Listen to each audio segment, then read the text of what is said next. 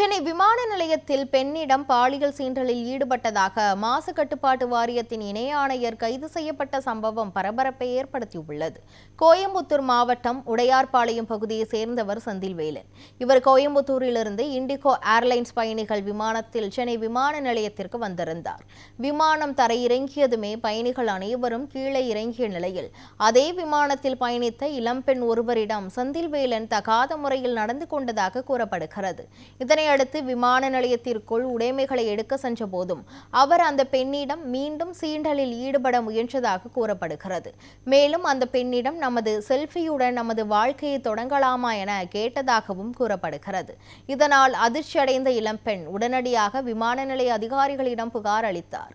அதன் அடிப்படையில் சென்னை விமான நிலைய மகளிர் காவல் நிலைய போலீசாருக்கு தகவல் தெரிவிக்கப்பட்டது. பின்னர் போலீசார் அந்த இளம்பெண்ணிடம் புகார் பெற்று செந்தில்வேலனை காவல் நிலையத்திற்கு அழைத்து சென்று விசாரணை மேற்கொண்டனர். அப்போது அவர் கோயம்புத்தூர் மாவட்ட மாசு கட்டுப்பாட்டு வாரியத்தின் இணை ஆணையராக பணியாற்றி வருவது தெரியவந்தது. இதனை அடுத்து போலீசார் செந்தில்வேலன் மீது வழக்கு பதிவு செய்து கைது செய்து தொடர்ந்து விசாரணை மேற்கொண்டு வருகின்றனர்.